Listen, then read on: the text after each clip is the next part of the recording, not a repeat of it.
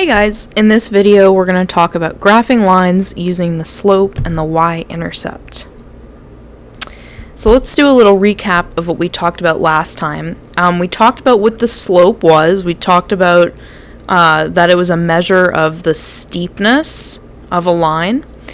And we figured out two ways to compute the slope. We used rise over run with graphs, and then we used a little formula. If we were given 2 points, we plug those points in this formula to get the slope. So just as a recap, let's do some practice problems before we get into the next topic. So let's find the slope of the line. So this is just a recap from last time. So remember what we did. We chose two nice points that had corners on the squares. That way we could easily label the numbers that correspond with those points. So for example, this point is pretty nice. So that has an x value of 0 and a y value of -3. So we could call that point 1, x1, y1. And then this guy right here is also a nice point. That has an x value of 5, right? And a y value of 1. So that could be 5, 1. That could be x2, y2. And we could use rise over run, or we could use the formula. It doesn't matter. If we use the formula, we would just plug in, x2 minus x1 all divided by y2 minus y1. We could totally do that. Or we could do rise over run. And rise over run says, hey, start at 1 point, see how much you have to rise. 1, 2, 3, 4 until I'm level. So I went plus 4 up. And then I run 1, 2, 3, 4, 5. And I went to the right, so that's going to be plus 5. So rise over run is going to be positive 4 over positive 5, which is just 4 over 5. And that makes sense, right? We got a positive slope. We also talked about visually, if you were to put somebody on this line, positive slope means from, when they're walking left to right, it means they're walking up the mountain. So it makes sense that we have a positive slope here. Now, remember, the higher the slope is, the steeper the cliff. So the steeper the mountain.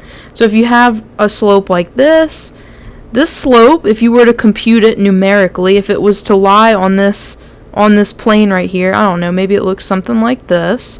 If you were to compute the slope of this line, it's going to be a bigger number than 4 over 5. Okay, that's what the slope tells us. It's just a measure of steepness. The bigger the number, the steeper it is. Okay, so let's go ahead and do some practice. Here we don't have a graph, and we don't need to graph it. We can use our formula instead of rise over run. Our formula is y2 minus y1 over x2 minus x1. Now we just have to pick points for the first point and the second point. And as a natural choice, you'll probably always pick the point that's leftmost as your first point. But we could have easily called that first point x2, y2. It doesn't matter. So if this is the first point right here, I'll call this one the second point. And we're just going to plug in these values into our formula. So y2 is 4, so we have 4 minus y2 is 4 minus y1 is 6, so 4 minus 6 over x2 is 3 minus x1 is -1. These double negatives down here become a plus, and so 4 minus 6 is going to give us -2, and 3 plus 1 is going to give us 4. If I reduce this fraction, divide top and bottom by 2, I get that my slope is -1/2. So what we can expect is that it's a line that's sloping downwards like this, right? If you were to put a person on it and they were to walk from left to right, they would be walking down a mountain. Okay, so that's what negative slope told us. All right. So now what we're going to do is we're going to talk about the what a line looks like in the form of an equation. So a line has this form y equals m times x plus b. Okay, no matter if you simplify completely and you get something that looks to be in this form, you're dealing with a line. All right, so. And we're going to do a lot of examples where we identify this, but, say you have something like y equals 2x plus 1. Okay, that's a line, right? If you're given an equation that looks like this, that's a line because there's a number in the front attached. Maybe I should do that in orange. There's a number in front attached to x, that's m. 2 is m. And there's a number at the end, like a constant number that's by itself, not attached to anything, that's b. So since, we're in the form y equals mx plus b, that's a line. Now, what if I gave you this? What if I changed it up a little bit and I said, well, what if I had an equation that was like that? Is that a line? Yeah, it definitely is, because remember what we can do, guys, we can combine like terms. We can always simplify things if we want. So 2x minus 3x is going to be a negative 1x. Okay? And this is in the form of a line. Here, m is negative 1 and b is positive 1. So that's a line. Even though it doesn't look like a line right off the bat, we can certainly use tools in our toolbox to make it look like a line. That is a valid line. Okay, so this is called slope-intercept form. You're going to see that when you take 1215 for my students at Western. I'm talking to you guys. I'm not talking to just the general people on my YouTube channel that watch this, but specifically for the people that go to Western, you guys are going to take 1215 and you're going to be dealing a lot with these equations, these slope-intercept forms. Okay, now we call that the slope, okay, and that's just the slope. That's literally the slope of the line is what that number is. And b is going to be the y-intercept. This is what the y value is when x is 0. That is the definition of a y-intercept. It's also, you can think about it like that, or you can think about it like this. You can think of it as the point. This is the y-intercept. You can think of it as the point where the graph crosses the y-axis. Okay, so, or point where graph crosses the y-axis. So those are two ways to think about y-intercept. It's the y value when x equals 0, or it's the point where the graph crosses the y-axis. Okay? So let's do some examples identifying our slope and our y-intercept.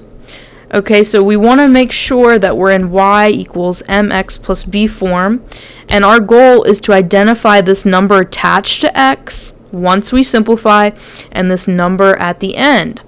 So again, this is our slope, this m, and this is our y-intercept. Now, if we look at this first problem right here, we're already as simplified as we can get. We cannot get any more simplified. We are in y equals mx plus b form. Okay, we have a number that's attached to x, that's m, and we have a number at the end that's not attached to anything, that's b. Okay, so our slope is equal to 2, and our y-intercept b is equal to negative 3. I'm not sure why. That would be an interesting question that I probably should know the answer to. Why do they call the why do they use the letter B for a y-intercept? I'm not sure. That's something I'll have to Google. Not sure. But anyway, we do. So B is the y-intercept. It's negative 3. M is 2. Now take a look at this guy. Are we simplified fully? Yes, we are. We cannot combine any like terms. This guy in the front, that is our m, that's attached to x, and this number at the end is our y-intercept. Okay, so here our slope is 3, and our y-intercept is 5. Okay, all right, what about the next one? So the next one, we have the number attached to x. Well, first of all, we can't simplify anything, right? We're in y equals mx plus b form. So m is equal to 1 over 2, and b is our number at the end that's by itself, not attached to any variables. That's negative 2. All right, so, already we can kind of see what's going on. And, even before we start graphing these things, you can kind of think of what the general shape would look like. Like for number 1, we have a positive slope, and we're going to cross the y-axis at negative 3. right? That's what that's telling us. So that's like the really basic shape of what that line looks like. We're going to be more specific with the other points later on. But this one is going to cross the y-axis at 5. That's what the y-intercept means. And it's going to have a slope of 3. So it's going to be a steeper line than the one I previously drew. Maybe not that much steeper, but slightly steeper.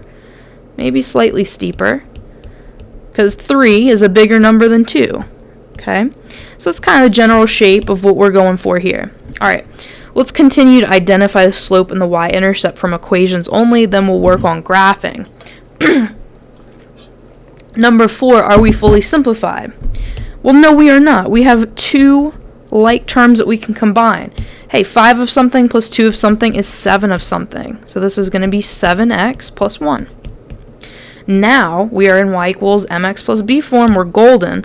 So here our number attached to x is 7. So m is 7. Our constant that's not attached to any variable is 1. So b is equal to 1. And you can imagine this is a pretty steep line, right? 7 is a pretty big, I mean, it's not a big number. You know, big compared to what? I don't know. But it is going to cross the y-axis. It is going to cross the y-axis at 1. We know that for sure, and we know that it's positive, and we know that it's gonna steep at a slope of 7. Okay, or slope at a, never mind. Okay, let's look at number 5. Are we in y equals mx plus b? Do we have a single mx and a single b? No, we do not. Can we simplify? We definitely can do that.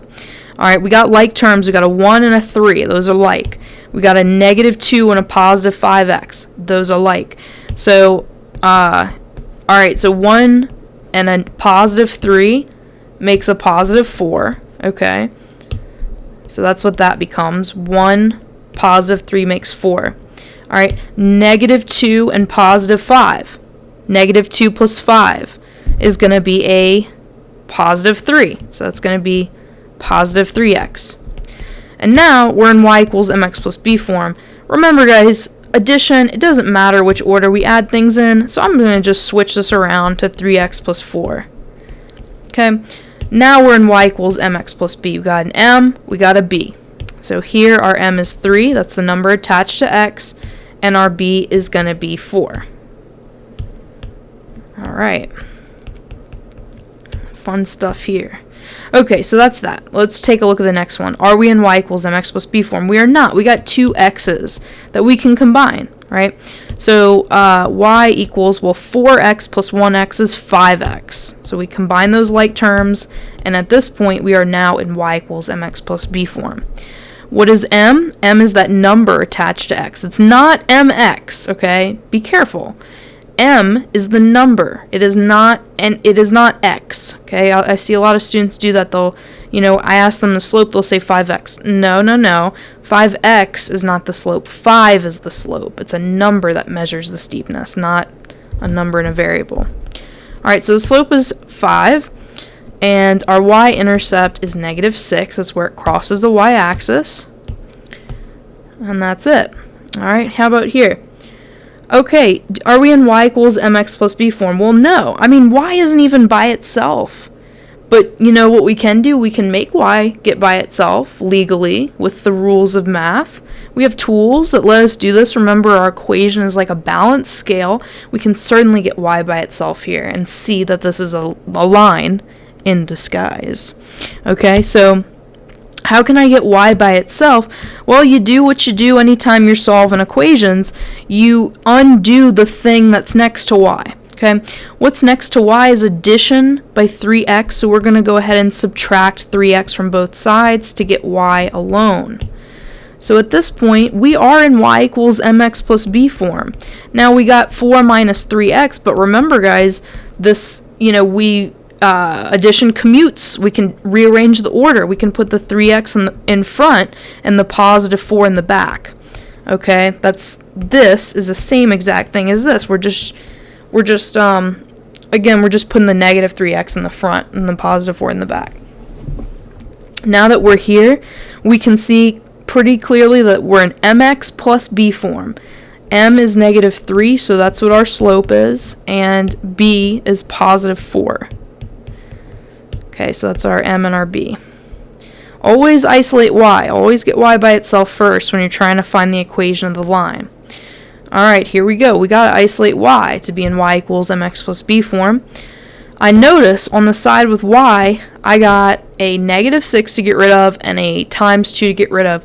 What should I get rid of first is the thing that's happening furthest away from y. So what's happening furthest away? Multiplication by 2 or subtraction by 6? Well, it's subtraction by 6. We want to get rid of that first. So first I'm going to add 6 to both sides, keeping in mind like terms and unlike terms don't combine. When I do that, I get 2y by itself on the left equals 4x plus 6 on the right.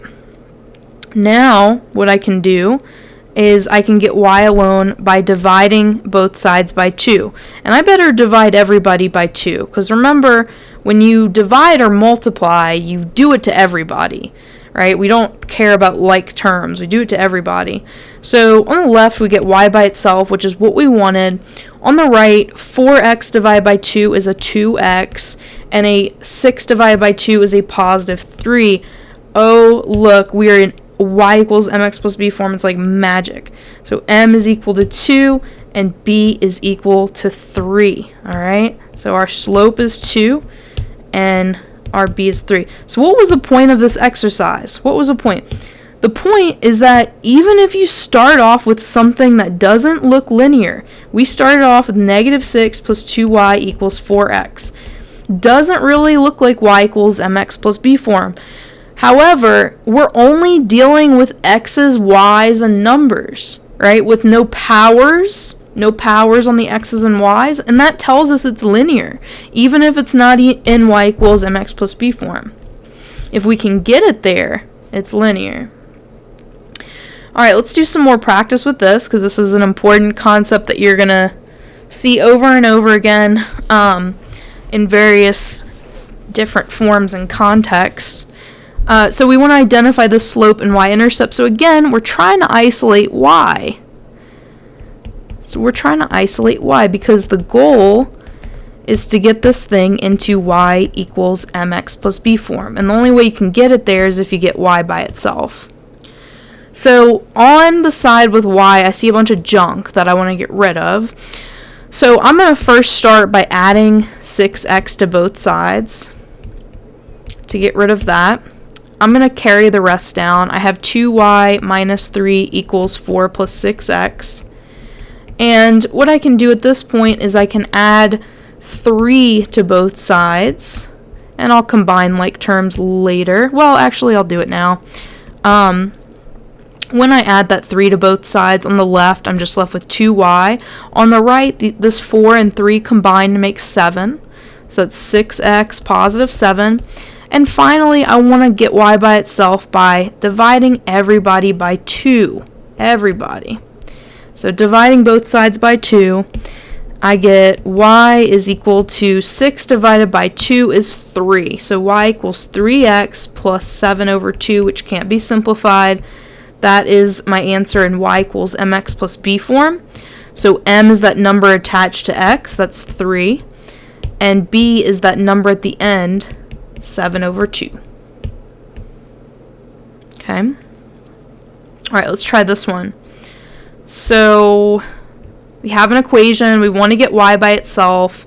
We need to isolate it. So first thing I can do on this side is I can subtract 2x away to get rid of it, to make that go to 0. So whatever I do to one side, I have to do the other. And when I do that, I'm left with negative 1/2 y on the left equals 20 minus 2x on the right. Now, how do we get rid of fractions? We multiply by the reciprocal. I mean, you can divide both sides by 1/2, but it's much easier to just do this in one swoop by multiplying both sides by 2 over negative 1 or negative 2. Right, because if I multiply on this side by the reciprocal, those go away. That all clears to 1, and I'm left with 1y equals, well, remember that 2 over negative 1 is just negative 2, So I can write that as negative 2, and I'm distributing that negative 2 in there. So negative 2 times 20 is negative 40. Negative 2 times negative 2x is a positive 4x. Now I'm in y equals mx plus b form. I'm just going to put the x term first so that it's 4x minus 40. And I can easily see that my m is 4 and my b is negative 40. So that's pretty cool.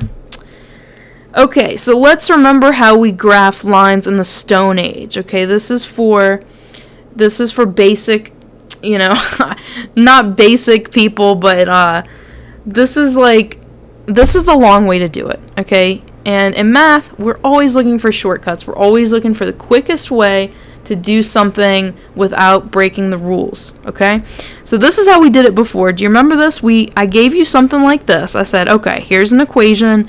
Inputs are x, outputs are y. And I said, okay, make up some inputs. How about x is 0, x is 1, x is 2. That's fine. We can just do 3. And then to get y, we plugged in each x right here into this equation. So we said, okay, well, y is equal to 4 times x, and in this first case, x is 0, so 4 times 0 minus 1, which ultimately gave us a y of negative 1. And that told us that when x was 0, y was negative 1, and we could plot this on our picture. So remember, our x-axis is the horizontal, and the y-axis is the vertical, up and down. So when x is 0, y is 1, that's going to be right here. Okay, this is 0, negative 1. Same thing here. So this time we're plugging in 1 into our rule. Y equals 4 times 1 minus 1. 4 minus 1 is 3. So that means we have an ordered pair. When x is 1, y is 3. We can plot it here. Again, we always start at the origin, the middle. So we go 1 in the x direction and 3 in the y. So from here we go up 1, 2, 3, and we get this point right here. That is 1, 3.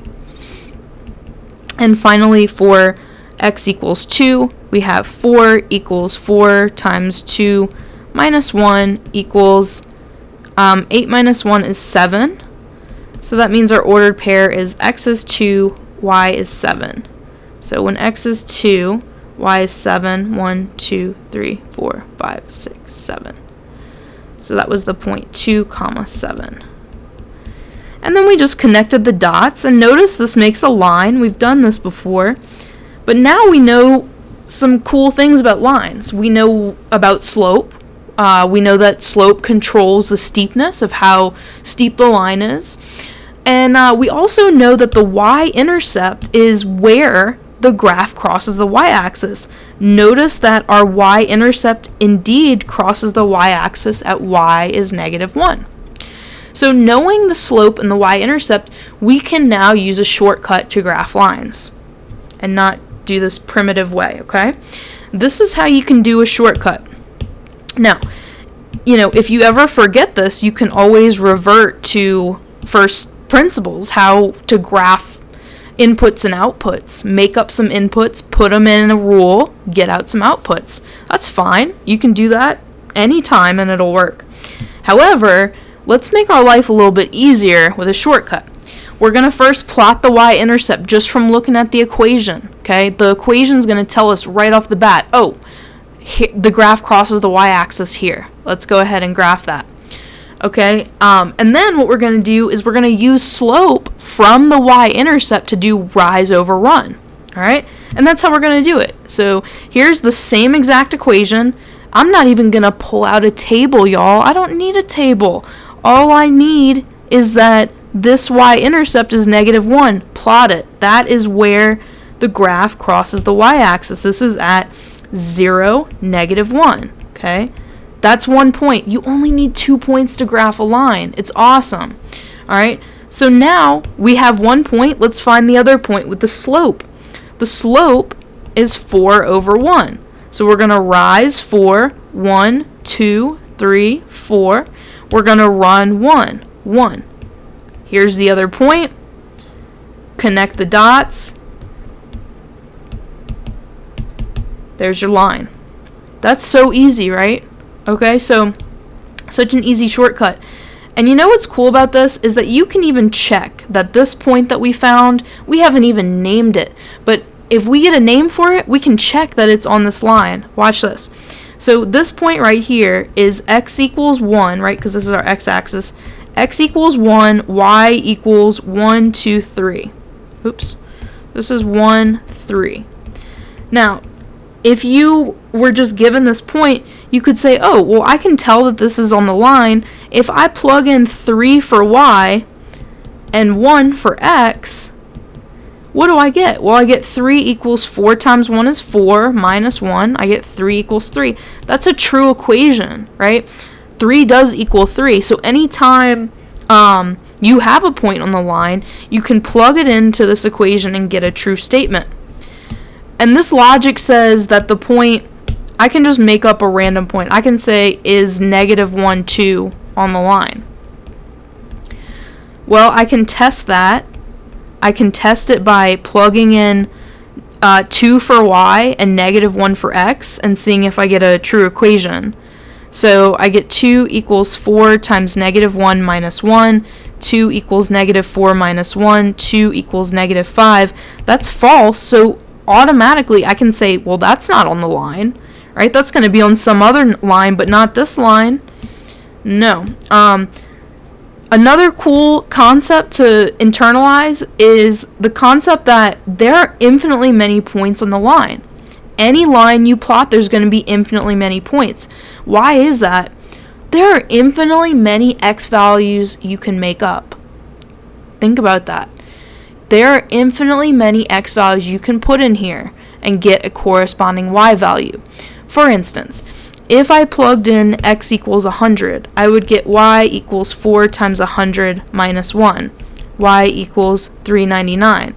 So when x is 100, y is 399. Perfectly valid point on the line. Yeah, it's going to be way, way, way, way up here somewhere, but it's still on the line.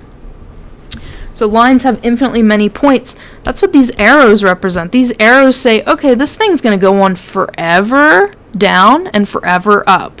Okay? So anyway, let's go ahead and use our shortcut to graph this line. So all we need is the y-intercept, which is negative 3. Remember, y equals mx plus b. We are looking for this with our shortcut. That's our first point. Y equals negative 3. That's going to be down here. 1, 2, 3. So that's going to be this first point right here. And maybe I'll do it in green to show that's the y-intercept. Now the next point comes from the slope. The slope of this line is not written, so it's understood to be 1. Okay, so 1 is rise over run, and 1 is 1 over 1. You get the idea. So from the y-intercept, I'm going to rise 1, and I'm going to run 1, right? And then I'll connect the dots, and that's my line. You just need 2 points for a line. It's that easy. Positive slope, too. All right, what about this one? So our y-intercept is 5. So let's plot that first. 1, 2, 3, 4, 5. Plot it. All right, we're halfway done. Now the slope is negative 3 over 4. This is rise over run. So this is rising negative 3, which means going down 3. So 1, 2, 3. And then the 4 is positive, so we go the right 4. 1, 2, 3, 4. Plot the points and connect the dots. There is our line. And you could put a person on there and he would be going down the mountain. Makes sense. We have a negative slope.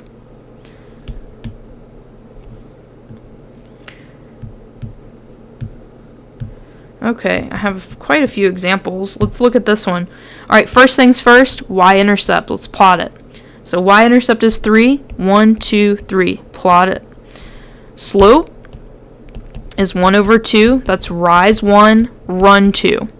So we're going to rise positive 1, and we're going to run positive 2. 1, 2. And we terminate here. Connect the dots. There's our line. All right. Alright, here we're not in y equals mx plus b form, so we need to do that first. Okay, it would be wrong, it would be incorrect to first plot 4 for your y-intercept because we're not in y equals mx plus b form yet.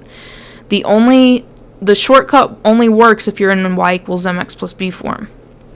So let's go ahead and do that. We want to get rid of the 2 in front of the y by dividing both sides by 2. Everybody by 2, not just the 4, but everybody. And so we get y by itself when we do this. We get y is equal to 3 over 2x, and 4 divided by 2 is going to give us a positive 2. So actually the y-intercept is 2. Alright, so let's go ahead and plot it. So this is the y-intercept of 2, and then the slope tells us that we're going to rise 3 and we're going to run 2 because that's our number that's attached to x. So I'm going to go up 3 because it's positive, 1, 2, 3, and then I'm going to go the right 2 because it's also positive, 1, 2, and then I plot my point, connect the dots, and that is my line. Okay, let's try this one. So again, always put yourself in y equals mx plus b before plotting the y-intercept. So here, what's happening to y is multiplication by -8 and addition by 24. So I'm going to start this off by subtracting 24 from both sides. And I don't know why this little dot's there, but it is. Rewriting, I get -8 times y equals 16x minus 24. And now I'm going to divide everybody by -8 to get y alone. Everybody by -8. Y is now alone on the left. On the right side, 16x divided by -8, a positive divided by a negative is a negative. So that's a -2x. Okay? A -24 divided by a -8 is a positive. Negative divided by a negative is a positive, and that's a positive 3. So now that we're in y equals mx plus b form, we're good to go. So the first thing we do is plot the y-intercept. Y-intercept is 3, so 1, 2, 3, this is our y-intercept right there. The next thing we do is our slope. So here our slope is -2, so we have rise equals -2, run equals 1. So we're going to go down 2 because of the negative, so we're going to go down 1, 2, and then the run is positive, so we go to the right 1. Connect the dots. This does make sense because if we put a guy on the mountain, he's walking down, the slope is negative.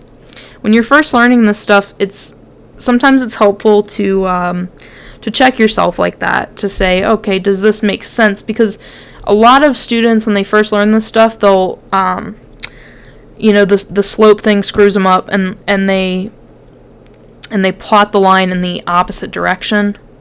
But always put your guy on here, or your girl, or whatever, and see, are they walking down the mountain when going left to right, or are they walking up the mountain? Okay, so that's the idea. There's our line. Okay, let's do one more, and then we'll continue this discussion in the next video, next week. So I need to get y by itself. I want to be in y equals mx plus b form. So first thing I can do to get y alone is I can add 6x to both sides. And rewriting, I get 3 times y equals 6 plus 6x. Okay, now to isolate y, I can divide both sides by 3. And that includes, I gotta divide everybody by 3. So that clears to 1. So 1y equals 6 divided by 3 is 2. 6 divided by 3 is, well, here we have the x attached, so it's 2x. And now I can just switch the order so that it's in mx plus b form. Alright, so first things first is y-intercept is 2. So we go up 1, 2 on the y-axis and plot our first point. We're halfway there. Let's go ahead and use our slope, which is 2. So we have rise over run equals 2 over 1, both positive. So we move up 2 when we rise, and we move to the right 1 when we run, because they're both positive. Connect the dots, and we have our line. Okay, and that is going to be it for this video. Thanks for watching. I'll see you guys in the next one.